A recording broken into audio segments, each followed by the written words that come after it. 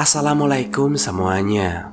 Pada tahun 2014, ribuan orang berpakaian putih, bawa balon putih, dan melambaikan sapu tangan putih. Mereka berparade di jalan-jalan utama Tampico, Meksiko.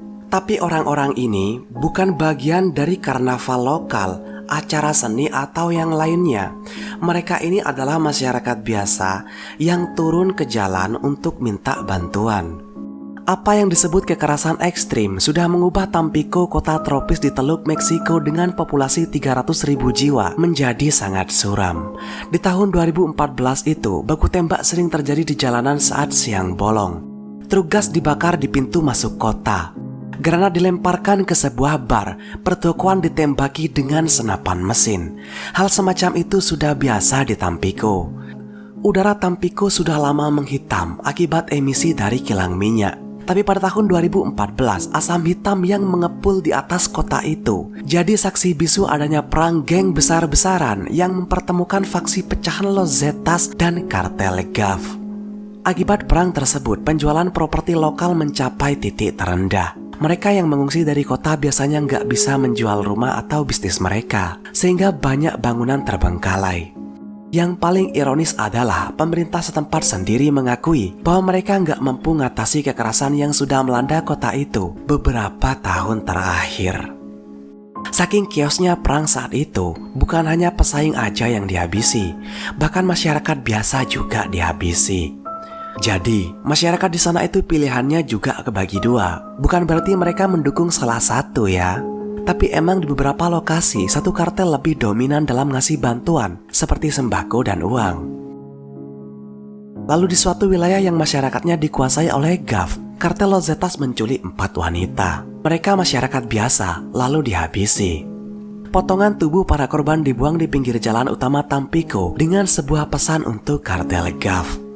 Mengetahui itu, kartel GAF marah. Mereka menanggapi pesan itu dengan menghabisi pria berusia 19 tahun dari Honduras. Pria dari Honduras itu diidentifikasi sebagai anggota kartel Zetas. Dia ditangkap saat sedang bertransaksi di daerah pertokoan. Durasi dari video seram itu 2 menitan yang direkam pada siang hari di suatu tempat kayak hutan. Video dibuka dengan memperlihatkan 9 orang dengan pakaian taktis dan senjata laras panjang berdiri mengelilingi pria yang tidak memakai baju. Pria itu tangannya diikat ke belakang dan kakinya juga diikat. Salah seorang sikario menginterogasi korban yang menjelaskan bahwa korban bernama Denny yang berasal dari Honduras. Korban itu berada di bawah komando sikario bernama Vito yang beroperasi di Honduras dan Guatemala. Dia dibayar setara 1,5 juta setiap penjualan narkoba di Tampico. Di akhir, sikario itu berkata, "Terus kirim lebih banyak idiot seperti ini. Dasar idiot. Kalian biasanya hanya membunuh ibu-ibu yang tidak bersalah. Kami akan menunggu kalian di Plaza Tampico. Terus kirim lebih banyak bajingan omong kosong seperti ini. Dasar Zetas bodoh." Setelah itu, sikario di belakangnya menodongkan senjata laras panjangnya ke leher korban. Korban kaget dan memejamkan matanya. Dia seperti sudah siap bahwa hidupnya akan berakhir di situ. Dia pasrah saat akan ditembak lehernya. Tapi setelah sikario di depannya mengeluarkan parang panjang, barulah korban berteriak ketakutan.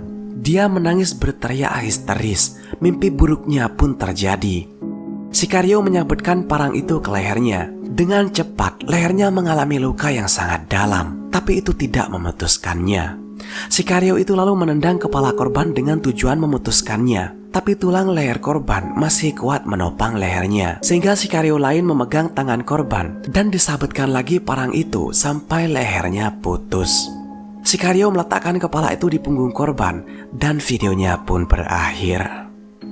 Pasti sangat mengerikan, jadi korban duduk di sana saat itu. Lalu saat sikario mengeluarkan laras panjangnya dan nodongin laras panjangnya ini ke leher korban, sebenarnya itu adalah harapan yang paling diinginkan korban. Tapi harapan itu harus musnah ketika sikario dari depan tubuhnya ini ngeluarin parang yang panjang. Itu adalah kayak mimpi buruk bagi korban sebenarnya. Walaupun masih untung, si korban ini dihabisi dengan cara yang cepat.